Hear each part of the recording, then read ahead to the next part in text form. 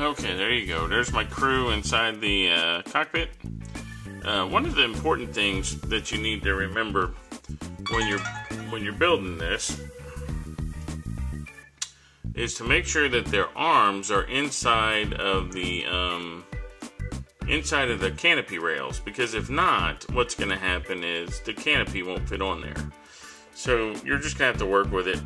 You know, I used a little alternate arms and stuff, and it was a little bit more difficult than I thought it would, but then I finally figured out that, hey, if their arms are inside, just like when you used to ride in a car, your mom used to tell you, keep your arms in the windows. It's the same principle. So, there you go. We're going to put the canopy on and see how... Alright, guys, here you go. I've got the canopy glued on. It went on very nice. I had to use a little tape to hold it down while the glue dried. I don't use super glue on my canopies because it will fog up if you don't coat it with future wax. But that's a tip for another day. What I do use is I use this Tester's glue for clear parts. It's kind of like Elmer's glue or PVA glue, but it comes out. It looks kind of blue when it comes out, and then when it dries crystal clear. Now I know the flip phone or my flip camera doesn't have great zoom, so you're not going to be able to see, but right there is just a nice little bead of glue that's not going to it's not going to show up, you know, it's not going to show. Now the next thing I have to do is affix the canopy pieces, and if you notice, I've painted the insides black, and that's because on real vehicles they have color to the frame, you know, it's not just big, it's not like plastic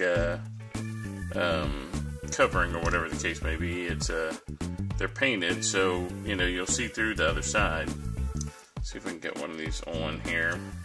It's a little weird doing this on the camera, but if you can see right through there, you can see through to the other side with the black, so it makes it look like there's a canopy frame. Okay, guys, we're gonna prime it.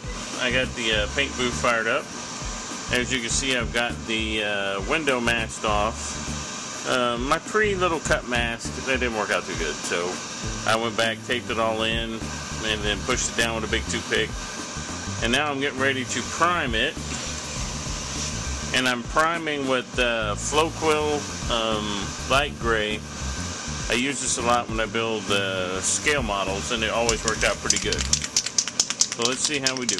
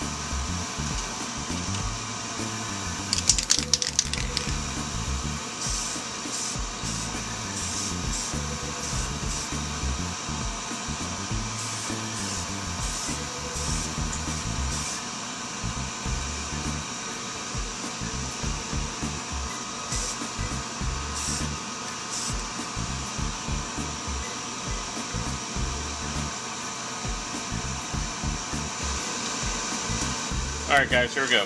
I got the airbrush fired up. I'm getting ready to start putting just a light base coat on just to get a little coverage. And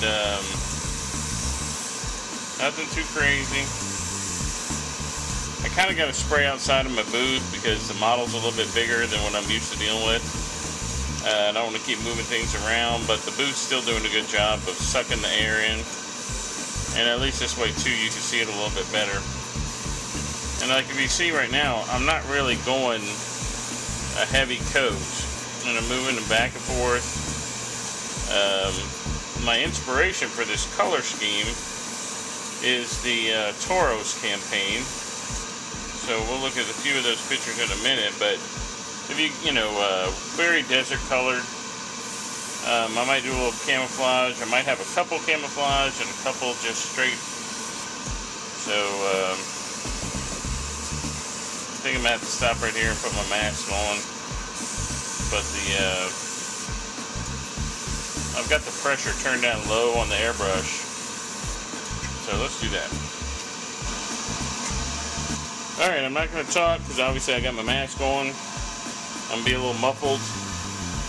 But, you know, better safe than sorry.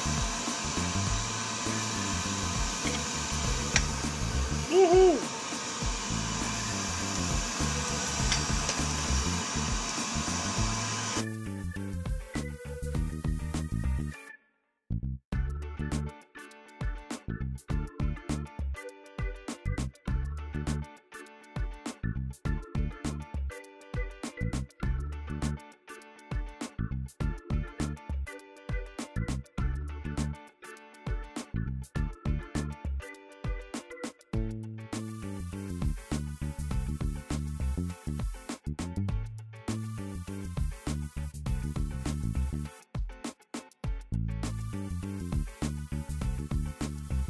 Alright guys, here we go. I've been doing some airbrushing and some assembly.